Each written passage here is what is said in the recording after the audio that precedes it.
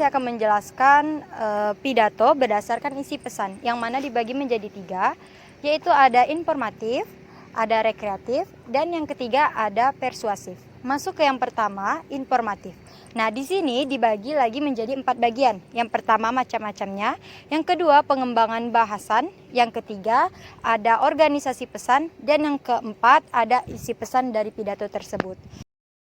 Masuk yang pertama yaitu mengenai definisi informatif. Nah, pengertiannya di sini ialah pidato yang ditujukan untuk menambah pengetahuan pendengar serta komunikasi, diharapkan memperoleh penjelasan, menaruh minat, dan memiliki pengertian tentang apa persoalan yang dibicarakan. Adapun macam-macam pidato informatif ini dibagi menjadi 3, yaitu yang pertama oral report atau laporan yang berisikan tentang ilmiah, panitia, tahunan, proyek, dan lain sebagainya. Yang kedua ada oral instruction atau laporan pengajaran. Nah, di sini berisikan tentang penjelasan pengajaran dan juga perintah atasan kepada bawahan. Yang ketiga yaitu ada informatif lectures atau kuliah. Di sini berisikan tentang ceramah umum, presentase, makalah, dan lain sebagainya. Pesan pidato informatif. Yang pertama, gagasan utama tidak boleh terlalu banyak. Yang kedua, jelaskan istilah aneh dan kabur atau jelaskan menurut bahasa atau istilah atau kamus atau pendapat ahli atau melalui contoh. Yang ketiga, atur kecepatan penyampaian informasi atau tidak terlalu cepat atau singkat dan bertele-tele. Yang keempat, jelaskan perpindahan pokok bahasan atau bahaya tamak atau sebab atau akibat tamak. Yang kelima, gunakan data konkret atau jaringan abstrak atau dijelaskan dengan contoh konkret. Yang keenam, hubungkan yang tidak diketahui dengan yang diketahui seperti kereta api atau rumah panjang atau berjalan atau Irian Jaya. Yang ketujuh, masukkan bahan-bahan yang menarik perhatian atau anekdot atau kisah-kisah atau cerita dan pengalaman yang aneh. Apakah pidato rekreatif itu? Yang pertama, pidato ditunjukkan untuk menghibur atau perhatian atau kesenangan dan humor atau adalah reaksi pendengar yang diharapkan dari pidato kreatif. Yang kedua, bahasa pidato rekreatif bersifat tenang atau segar dan mudah dicerna.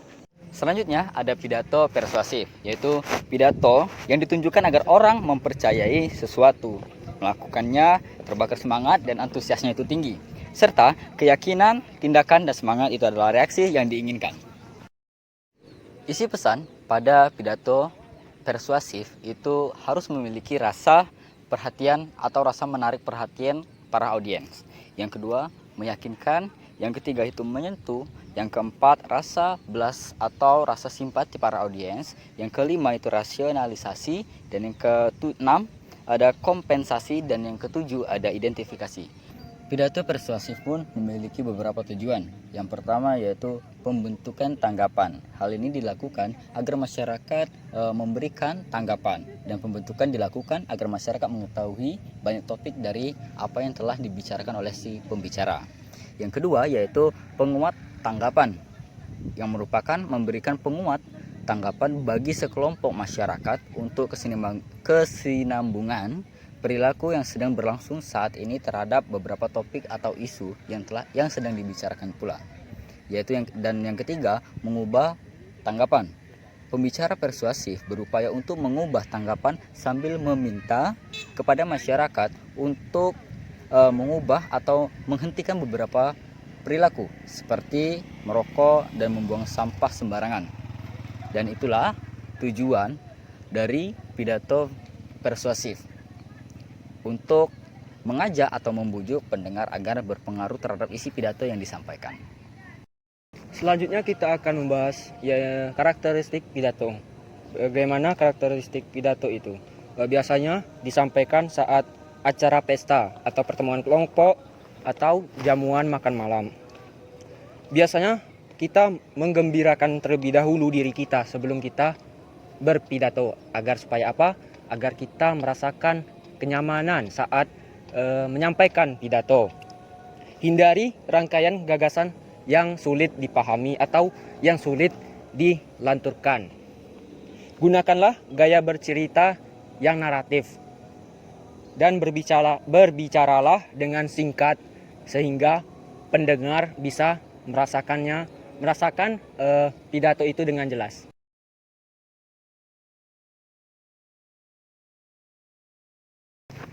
Selanjutnya kita akan membahas mengenai teori humor.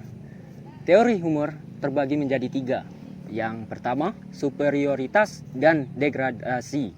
Yang kedua, disosiasi, dan yang terakhir yaitu inhibisi. Yang akan kita bahas yang pertama yaitu mengenai superioritas dan degradasi. Kita tertawa bila menyaksikan sesuatu yang lucu atau yang janggal di suatu pidato. Dan disosiasi, kita tertawa bila secara tiba-tiba kita tanpa menyadari ketidaksesuaian tema atau konsep yang kita sampaikan yang realitas yang sebenarnya. Yang terakhir yaitu pelepasan inhibisi atau di bawah alam bawah sadar kita.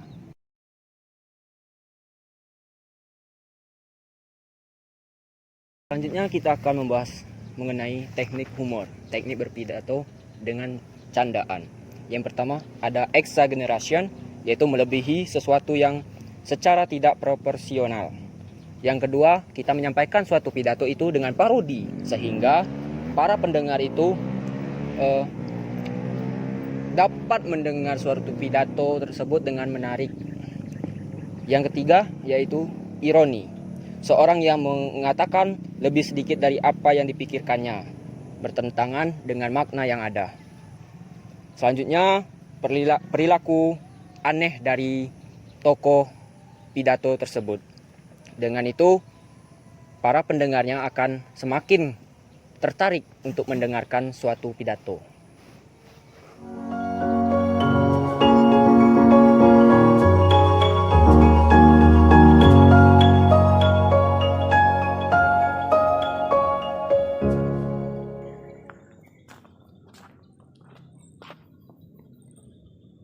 Itulah penjelasan dari kelompok 2 materi mengenai macam-macam pidato berdasarkan isi pesan. Terima kasih telah menonton.